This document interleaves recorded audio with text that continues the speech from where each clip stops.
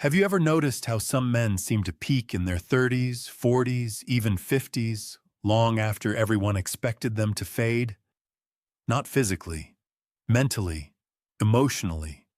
Something in them just sharpens.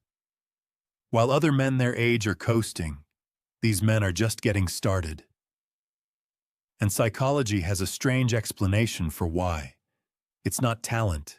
It's not luck.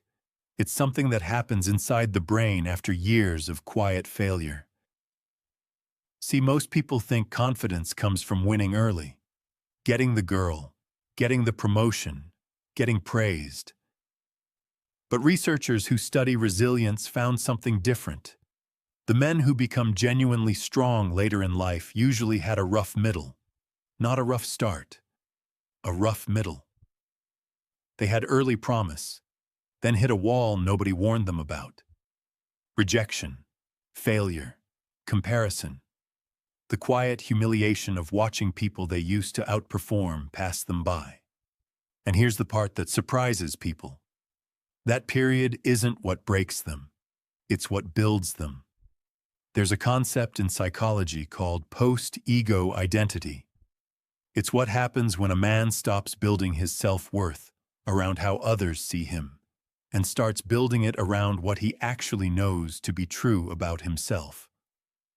Most men never get there, because it only happens after the ego gets crushed enough times that it stops being useful as armor. Think about the guy who spent his 20s trying to impress everyone, chasing status, chasing validation. Every decision filtered through, how will this look? Then life humbles him. Maybe a failed relationship, maybe a business that collapsed, maybe just years of being overlooked while he watched louder, flashier people get the attention. For a while, that feels like proof he's not good enough. But something quieter is happening underneath. He's slowly detaching his identity from outcomes he can't control. And that detachment is the exact thing that eventually makes him unshakable. Here's the twist most people miss. The men who look calm, grounded, and quietly powerful in their 40s aren't calm because things worked out. They're calm because they survived a version of themselves that needed things to work out in order to feel okay. That difference changes everything. Psychologists call this earned security as opposed to inherited confidence. Inherited confidence is fragile. It was handed to you by early wins, and it collapses the first time reality pushes back. Earned security was built inside failure, so failure stops being a threat to it. That's why a man who struggled through his 30s often becomes more magnetic in his 40s than the guy who had everything handed to him at 25. He's not performing strength anymore. He's not trying to convince anyone of anything. He simply stopped needing to. Now here's where it gets interesting, because this shift doesn't happen the way people assume. It's not one big breakthrough moment. There's no single day where a man wakes up and decides he's done chasing approval. It happens in small, almost invisible moments. The first time he doesn't explain himself after making a decision someone disagrees with. The first time he lets a conversation go quiet instead of filling the silence with reassurance. The first time he says no to something and doesn't feel the need to justify it 3 different ways. Each of those moments seems tiny, but they're actually the brain rewiring what it associates with safety. For years, his nervous system linked safety with approval. If people liked him, he was safe. If people were impressed, he was safe. If he could predict how others would react, he was safe. That wiring made sense when he was younger, when his survival really did depend on fitting in, being liked, being chosen.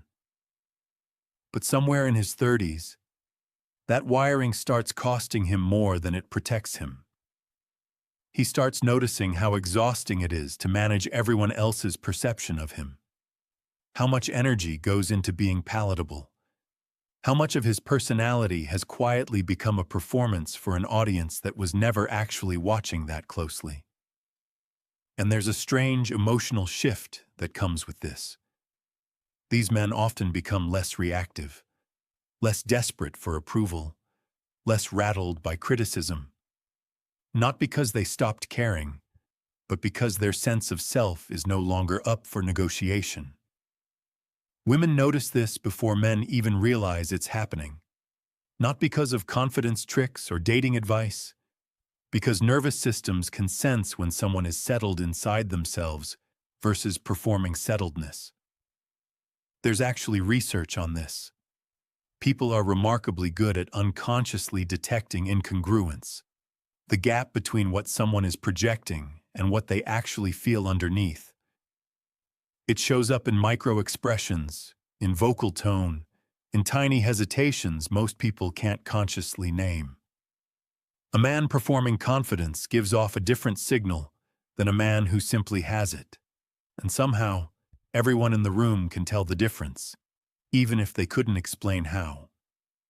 This is why so many men describe their 30s as painful, but their 40s as the best years of their life. The pain wasn't wasted, it was the process. But here's something rarely talked about. Not every man who goes through hardship comes out the other side stronger.